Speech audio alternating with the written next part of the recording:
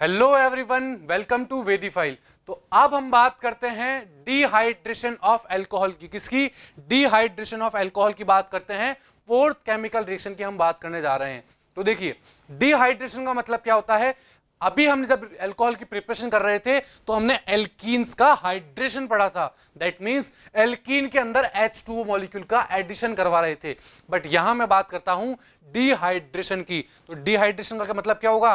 That means किसी भी जो मेरा अल्कोहल है उसके अंदर से वाटर मॉलिक्यूल को अगर बाहर निकाल दिया जाए तो क्या वो मेरा डिहाइड्रेशन कहलाएगा?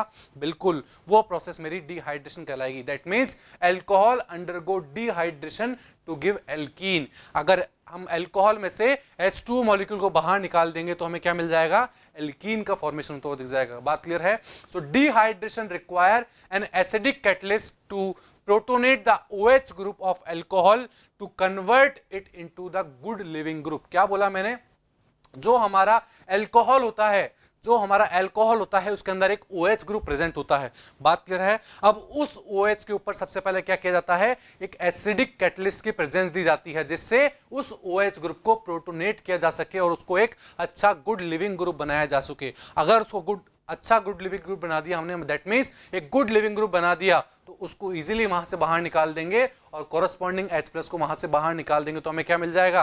तो वहां हमें एल्कीन का फॉर्मेशन होता हुआ दिख जाएगा। तो हमने क्या बोला? हम बात कर रहे हैं डिहाइड्रेशन का। और ये डिहाइड्रेशन कौन कराता है? Acidic catalyst. जैसे H2SO4 हो जाए, H2SO4 कौन सा? कंसंट्रेट H2SO4 हो जाए, या फिर H3PO3 हो जाए। ये सब क्या है ये मेरे एसिड होते हैं। अगर मैं रिएक्शन की बात करूं तो क्या होगी? देखिए, ये आप क्या देख पा रहे हैं? एक अल्कोहल देख पा रहे हैं जहां पर एक कार्बन के ऊपर H लगा हुआ है और दूसरे कार्बन के ऊपर क्या लगा हुआ है? OH लगा हुआ है। अब इसको अगर मैं कौन सी प्रेजेंस देता हूं? एसिडिक प्रेजेंस दे दूं। दैट मींस एक H+ दे दूं और थोड़ा सा इसको हीट कर दूं तो क्या होगा बताइए? ये H+ कहां जाएगा? जो OH लगा हुआ है वहां पर मेरा H+ चला जाएगा और वहां पर जाकर लग जाएगा। जैसे ही ये वहां लगा तो क्या बनेगा? एक H2O बन जाएगा और H2O बनते ही वहां पर ऑक्सीजन पर पॉजिटिव चार्ज आ जाएगा। दैट मींस एक अच्छा लिविंग ग्रुप बन चुका है। और जैसे ही अच्छा लिविंग ग्रुप बना, इसका मतलब अब वो बाहर निकलने की तैयारी में है। बिल्कुल, वो बाहर निकल जाएगा और क्या बन जाएगा? वहां पर पॉजिटिव चार्ज आ जाएगा। और जैसे ही वहां पॉजिटिव चार्ज आएगा तो कॉरस्पॉन्डिंग दूसरे कार्बन से जस्ट अल्टरनेट वाला जिसके पास वाला कार्बन है वहां से क्या हो जाएगा? एडजेसेंट कार्बन से एक हाइड्रोजन बाहर निकल जाएगा, एक एल्कीन का फॉर्मेशन हो जाएगा। बिल्कुल आप देख पा रहे हो ये सब चीजें। तो एक एल्कीन फॉर्मेशन हो चुका है। दैट मींस एक वाटर मॉलिक्यूल को हमने बाहर निकाल दिया है। पहले OH बाहर निकाला था हमने और फिर एक H बाहर निकाल दिया। दैट मींस किसका एलिमिनेशन हुआ है? हमारे पास यहां पर एक वाटर का बाहर निकल चुका है और एक एल्कीन का फॉर्मेशन हो चुका है। जैसे मैं रिएक्शन की बात करूं तो क्या होगी? देखिए, मैंने लिया है यहां पर CH3CH2OH। दैट मींस एक इथेनॉल लिया, उसकी रिएक्शन मैं कराता हूं कंसंट्रेट H2SO4 के साथ। और किस टेम्परेचर पर? 443 केल्विन टेम्परेचर पे मैं ये रिएक्शन कराने जा रहा हूं। तो मुझे प्रोडक्ट क्या मिलेगा? अभी हमने बोला कि एक OH बाहर निकलेगा, एक H बाहर निकलेगा। दैट मींस जो आप रिएक्टेंट साइड पे एक OH देख पा रहे हो, एक कार्बन से वो बाहर निकल जाएगा और दूसरे कार्बन पे जो CH3 है वहां से एक हाइड्रोजन बाहर निकल जाएगा। दैट मींस एक इथीन का फॉर्मेशन होता हुआ दिख जाएगा और एक वाटर मॉलिक्यूल यहां से बाहर निकल जाएगा। बात क्लियर है? यहां तक समझ में आई?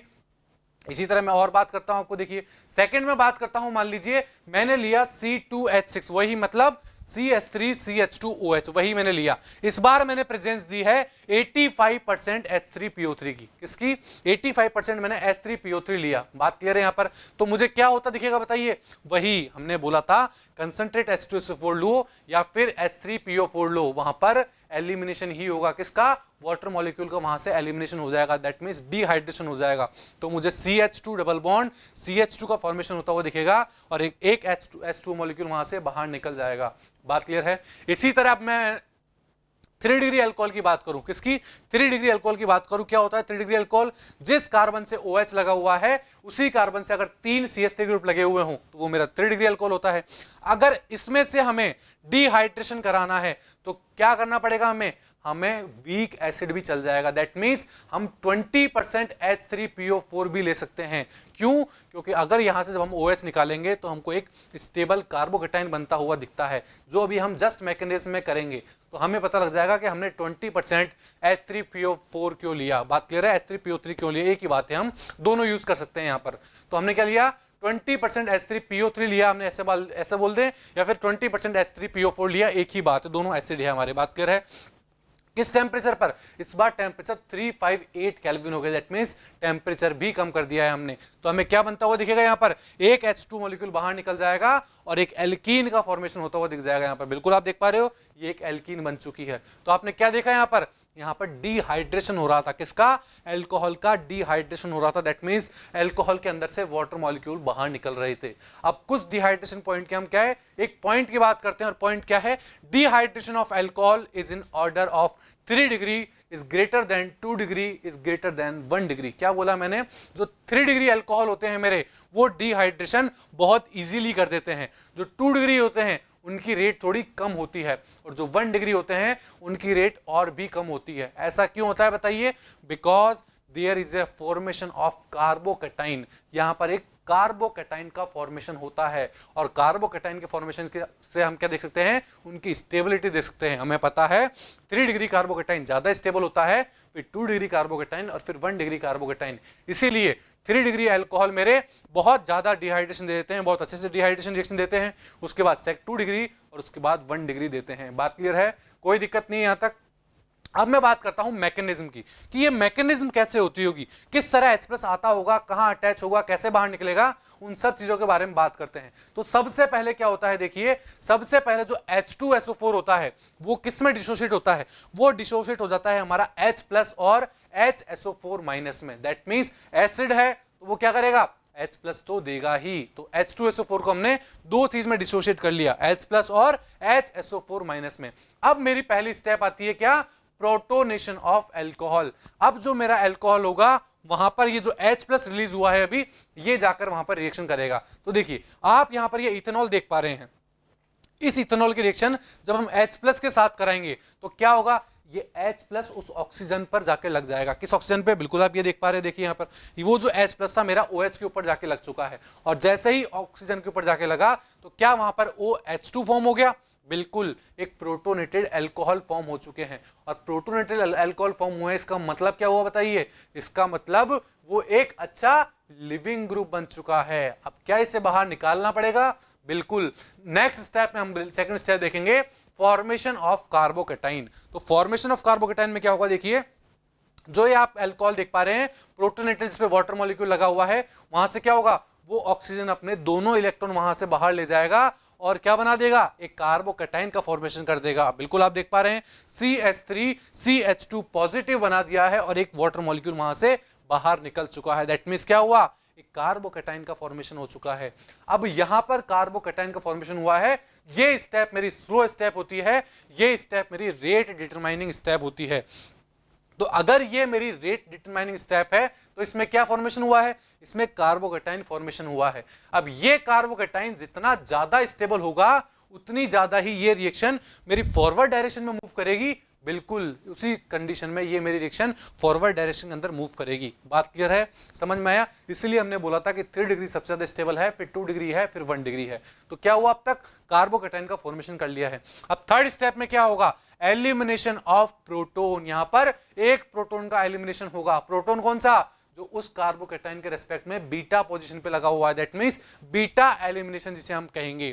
तो थर्ड स्टेप होगी हमारी एलिमिनेशन ऑफ प्रोटोन की। उसमें क्या होगा? देखिए, ये जो आप कार्बोकैटाइन देख पा रहे हो जिसमें जो बीटा पोजीशन पे जो मेरा H लगा हुआ है, बीटा H, वो क्या करेगा? वो अपने इलेक्ट्रॉन आगे की तरफ देगा और H+ वहां से बाहर निकल जाएगा। तो आपने लास्ट में क्या देखा? वही मेरे पास एक एल्कीन बन चुकी है और एक H+ का फॉर्मेशन हो चुका है। बात समझ में आई? तो ये क्या थी? हमारी मैकेनिज्म थी। सबसे पहले क्या करवाया? प्रोटोनेशन करवाया फर्स्ट स्टेप में, सेकंड स्टेप में फॉर्मेशन ऑफ कार्बोकैटाइन, और थर्ड स्टेप में हमने देखा कि एलिमिनेशन ऑफ प्रोटोन हो चुका है। तो ये बात हुई हमारी मैकेनिज्म की कि किस तरह डिहाइड्रेशन प्रोसेस होती है। So the dehydration of 2 degree and 3 degree alcohol always occur in accordance with the Saytzeff rule. क्या बोला हमने? जो मेरा 2 डिग्री और 3 डिग्री अल्कोहल होते हैं उनके अंदर हमेशा और हमेशा हमको सैडजेफ एल्कीन बनानी होती है। कौन सी एल्कीन? सैडजेफ एल्कीन। अब ये सैडजेफ एल्कीन क्या होती है? That is more substituted alkene is form always as a major product. क्या बोला हमने? हमेशा और हमेशा मोर सब्स्टिट्यूटेड एल्कीन बनानी होती है और वो हमारी मेजर प्रोडक्ट के रूप में बनती है। अब मोर सब्स्टिट्यूटेड से क्या मतलब है? डबल बॉन्ड से, जो डबल बॉन्डेड कार्बन है उन दोनों कार्बन से जितने ज्यादा सब्स्टिट्यूएंट लगे होंगे वो मेरा उतनी ही ज्यादा एल्कीन होगी या फिर उतना ही ज्यादा स्टेबल प्रोडक्ट होगा, मेजर प्रोडक्ट होगा। उसी को हम क्या बोलते हैं, सेटजेफ रूल बोलते हैं या फिर सेटजेफ प्रोडक्ट बोलेंगे हम। जैसे मैं बात करता हूं, मेरे पास ये वाला अल्कोहल दिया गया है, क्या है देखिए, CH3CH, नीचे एक OH लगा हुआ है, उसके बाद CH2 और CH3, ये मेरे पास एक अल्कोहल है। इसकी रिएक्शन कराने जा रहा हूं मैं वही कंसंट्रेट H2SO4 के साथ। किसके साथ, कंसंट्रेट H2SO4 के साथ। किस टेम्परेचर पर, 432 केल्विन टेम्परेचर पर मैं वही रिएक्शन कराने जा रहा हूं। तो कंसंट्रेट H2SO4 क्या करेगा, वही पहले प्रोटोनेशन करेगा। प्रोटोनेशन के बाद क्या होगा बताइए, कार्बोकैटायन का फॉर्मेशन होगा। कार्बोकैटायन का फॉर्मेशन के बाद बीटा एलिमिनेशन होगा, या मैं बोल दूं एलिमिनेशन ऑफ प्रोटॉन हो जाएगा। तो देखिए यहां पर दो तरह के प्रोडक्ट पॉसिबल है। कौन कौन से, देखिए पहला प्रोडक्ट मेरे पास बना कि CH3CH डबल बॉन्ड CH3, पहला प्रोडक्ट ये बना। और दूसरा प्रोडक्ट क्या बना, CH2 डबल बॉन्ड CH2CH3, दूसरा प्रोडक्ट ये बना। तो बताइए इन दोनों में से मेरा मेजर प्रोडक्ट कौन सा होगा, मेजर प्रोडक्ट होगा मेरा जो सेटजेफ के अकॉर्डिंग बना है। किसके अकॉर्डिंग, सेटजेफ के अकॉर्डिंग बना है, वो मेरा क्या होगा, मेजर प्रोडक्ट होगा। तो बताइए इन दोनों में से सेटजेफ के अकॉर्डिंग कौन सा बना है। सेटजेफ ने क्या बोला था, मोर सब्स्टिट्यूटेड।